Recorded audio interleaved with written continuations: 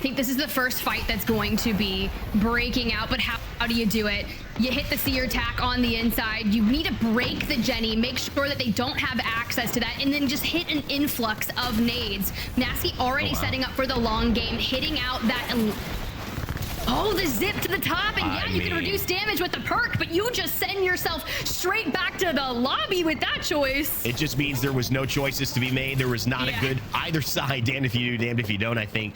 Nasty went for the great play. Tyler FPS, Bambino, Mizey, they have it covered though. I mean, they're in a great spot. I don't see them losing this easily, but I do see it being possible, especially with the Watsons down there. It's going to be difficult potentially for them to play this, but they should have high ground here and high ground again when they drop. And so the question is, how will they play it? Tyler FPS with a Sentinel. It's a good weapon to have here. One big headshot. Well, that'll change it. That will end it for EXO Clan and K-Swinny. But they know it. They're wary. 4 squads left, Tiff. It's all coming down to this. And they've got a good 10 seconds before they have to jump down. So just to allow themselves to keep their eyes on EXO Clan, and those will definitely help EXO Clan eliminate. We're on 6 eliminations for Ethernal.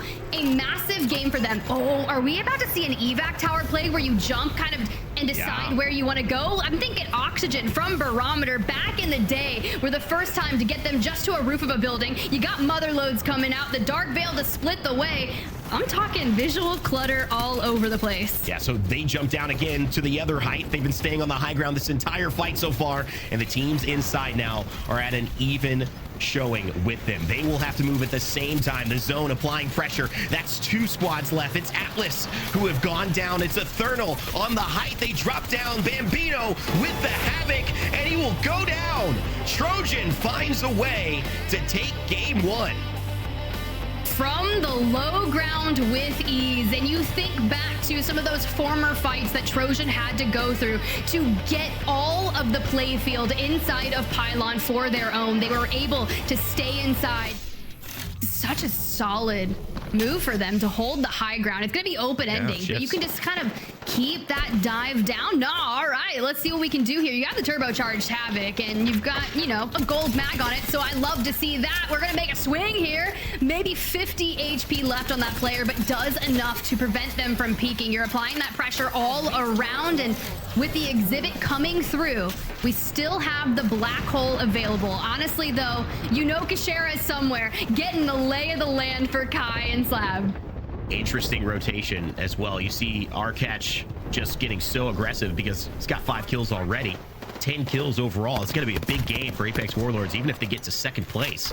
But if they get this one, could be huge. Potential finals settling if they're able to keep doing performances like this. It's a team that needs to perform for sure. Lots of shots with the Hemlock from around, Tiff. They're finding it. I feel like Apex Warlords are being the aggressors, and it looks like it could pay off for them as the black hole goes down. Yeah, and honestly gets destroyed a little too quickly, but Kashera is found by Genji. I feel like it was almost one of those like bait and twist. You're like, I'm gonna throw this here and focus my attention elsewhere. The swing comes in, you're trying to get behind enemy lines, but this is where Arcatch is going to succeed, playing that double AR and just barreling forward. Okay, Apex Warlords, what a way to show up. Living up to the namesake, it's Apex Warlords who take game 2. Aurora needs a solid game, came into this with 12th place overall on the regular season standings. Now, mind you, only 8 teams will be able to seal their ticket to Mannheim, Germany. Trojan, your match 1 winners, have fallen. Ethernal now claims that low ground, and Alliance with the Pathfinder play. The energized zip to reposition towards the rocks, and Aurora, they're going to be the biggest threat between Micey and Ethernal, and Aurora take down Alliance. I don't know what Alliance is trying to cook there, but it looked like the kitchen or something burning, and Ethernal now sliding in, are getting pinged from above. Bambino with the shield swap, Missy on the other side. Everyone's dropped down. Our last 3 squads with FaCEIT Clan still alive as a solo. DMS, your winners from Stormcatcher. We were talking about their legend composition, and honestly, Vicky, if we can just break down those moments before that led them to securing that endgame victory, because crouching and not moving will not be seen by that exhibit. So a smart way to play it. And Ethernal stays alive just for a moment. Hockeys will just walk around and find it. The Devotion claims another life in Apex Legends, added to the millions and millions it's claimed before. Natus Vincere on the high ground. They have set themselves up for a phenomenal game. They have told the rest of this lobby that this is ours, and World's Edge certainly looks like it'll play in that way. Natus Vincere, from holding teams out and pushing teams in fights, say let's go ahead and clean this one up with a dub, and they will do it just like that. NAVI, phenomenal game 4, and they will win. Huge game. What, like 18 kills? That was insane. And that was them fighting non-stop. Getting the rest here.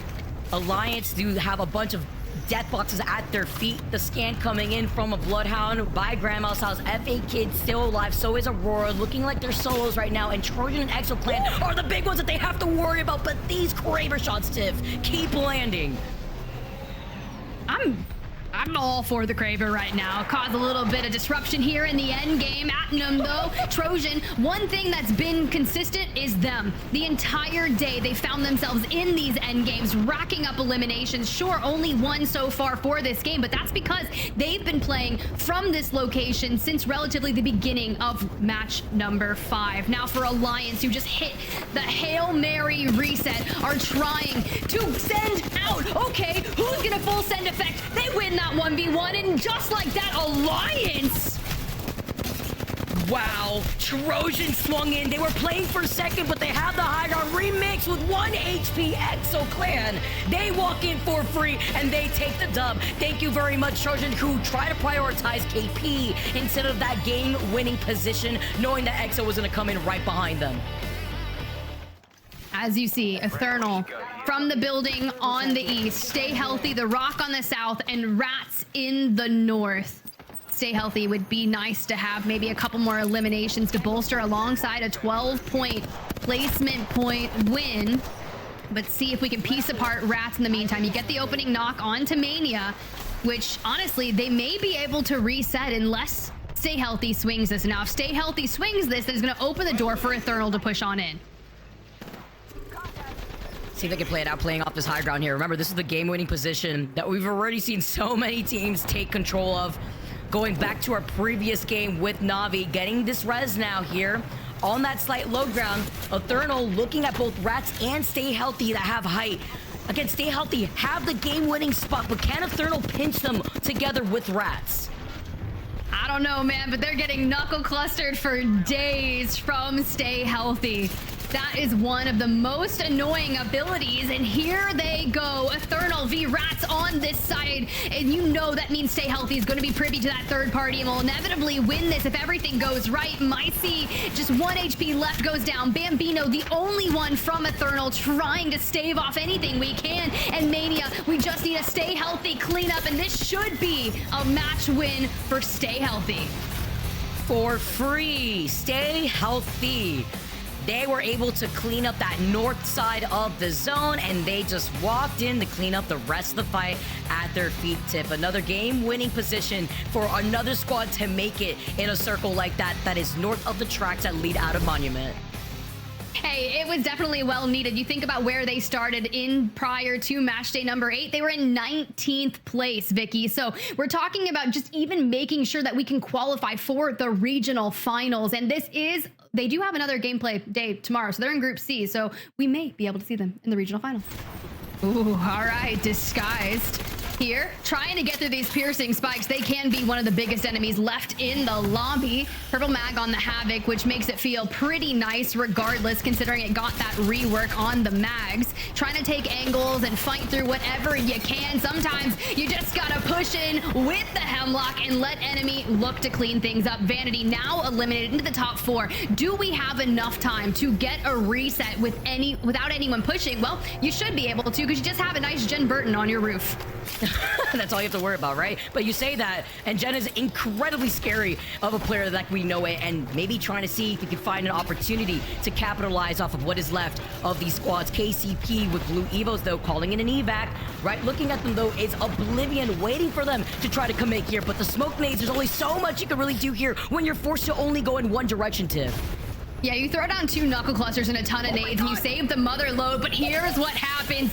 Gent happens. He says, oh, you want to play Fuse? Pony up, baby. Here are my frags. This puts them into the top 3 and gives them a decent rotation out. We see Jen Burton fall, so now into the final 2, and we're going to open things up with some thermites. Let's let it burn. I need to see a slow-mo what KCP just did to Oblivion. They decimated them, but with our last 2 squads in disguise now, turning things around, they are your game 1 winners. We talk about some changes in this lineup, and QZ are coming through with the rest of this team to make the magic happen for game 1.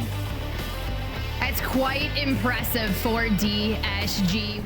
All right, SSG, let's see what you can do. Keon grabs that knock onto Hal and immediately jumps towards the other side. It's only a matter of time before they fully send. They're just trying to acquire enough knocks on either side. This is where teams really start watching that kill feed to see just how many have gone the way. But if we're sitting at 6 eliminations, this could be massive. And why not grab a survey beacon scan towards the end of the game to see where everyone is accurately at? Yeah, I think he's getting some Evo shield as well, and that actually puts Madness onto a red. So that's so interesting because you're going to get that for your team. You do have the ability now to have that extra little bit of armor that might make the difference. FURIA here in a good spot. But when are they going to drop? Falcons is gone. SSG do that. Sometimes it's not a good thing to drop, but they drop under cover, and Keon, it's everything. So we thought it might be an even match here, but I don't think so. It's a furious performance from FURIA, and it looks like with that KP, it'll make it a 2v2. SSG has to pull a rabbit out of the hat, and it could just be Zainu doing it. He gets one. Oh, but FURIA clutches up, and they seal the deal in a deliciously deadly 2v2 to win it all. That is exactly what they wanted that match number 1 to look like when they moved into checkpoint. The moment that zone pulls to down beast, we're like, okay, it's fine. The decision right there from Flat was so on point because they know now that the circle's closing in, if they would have moved forward, they are just going to get pinched that the duo was left there as Team Falcons. So they capitalize off of having a number advantage and now are looking at closing the gap as KCP with just Deeds left alone by himself in that building has his teammates to wrap up behind them, eliminating Flat. It is now our last 2 squads between KCP and Yup. They just deleted Flat, and now here comes Yup with the push. They even get a little bit of a high ground here. We've thrown down the exhibit. Prodigy Aces gets lit up, and now the Havoc doing work. Let's go, Dupe. You've got the trades coming through, and now the push is in. 5 HP in a dream, but Pioneers take match number 3. Huge plays here for Pioneers. This is one of the teams that we were looking at for all the right reasons. I mean, I'm surprised that Sorcerer made it to the ground. We are playing with Sentinels, though. There's some Volts, some Hemlock, sure, but there's a few Sentinels out there, especially in the hands of Design. If he's still got bullets, that could change an entire fight. And expect if they hit a big shot, oh my, speaking of big shots, for them to follow up, but Mamba, before they could even shoot, returns fire, hits for about 100. Flat going, is this the moment? Maybe we should push. Oh, looking to see if they can get into a position. The smoke to their right, though, blocking out some sight. Mamba gets deleted, having to drop down, though. Maybe he can get a reset here with some boxes right in front of him. He then, in turn, gets focused on by C9. Exactly what they were avoiding. Flat falls to C9. The smoke providing some extra cover, but Design is on another one here, lacking some energy ammo, and he is looking to clean up what he started. Look at this with the Havoc. It's just 1 magazine and 2 kills. Design and DSG take the win. Design with those Havoc shots, and you saw. Ooh, okay. We love some G7 scout moments. It got a damage buff, albeit it only moved from 32 to 33. But if you're popping headies, it's a good way to force that damage on. You see FURIA full sending Cloud9, and if Yup can just hold off and not allow SSG to take that zip to high ground, this could be a solid game for them to win. But they've been playing this so patiently that Alcivian is still on the blue Evo, probably very close to leveling up that Evo shield, but FURIA will full purples now, looking to stay alive as a duo here, taking the high ground currently, and are looking to fully send it. They can isolate Alcivian dude. They need to take down FURIA here. Prodigy, you cannot fall. Has to pop a Phoenix kit. That's 10 seconds. And you're saying that FURIA is not going to use that time to their advantage to full send. Yup, Madness gets absolutely annihilated and just trying to hold on. 10 HP. SSG, the ones to take out FURIA. And here comes Yup. They clean it on up and take match number 5. For free here for Yup here as well, because nobody was going to contest them from height that they've been holding tips since the very beginning of the game. But a huge dub for Yup to put them on the right path after an explosive match day where we saw them take the first place spot in their match day. Trying to contest here too while trying to play very slow, getting information off the Seer attack. Exhibit called in, but Carter doesn't have his just yet. He's about to have it at 96%. Looking at a different corner, the heartbeat sensor tells him exactly where that player on the outskirts is sitting. All right, here we go. We've got to exit this building somehow, but hello, surprise! Maybe we should have opened things up with a few frags of our own before we jumped on out, right into the open arms of Madness, who grabs that initial knock. 5 squads remaining. Now, granted, this could be some of their first eliminations. Weave has fallen, and the onslaught continues. Okay, Keon, it may not be from your setup, but you did just enough to hold on to that. Now, Elev8 from the high ground, the mother load, taking up all of the entire ring as the players just burn. Elev8, after that reset, take match number 6. Making miracles happen when they were put in probably the worst position. They were down a teammate, gave up height that overlooked Epi into Frag East, called in a Moby that knocked as a solo had to pass, and were able to get the res and height over that final circle. What an amazing play from Zach Mazer and the rest of the squad.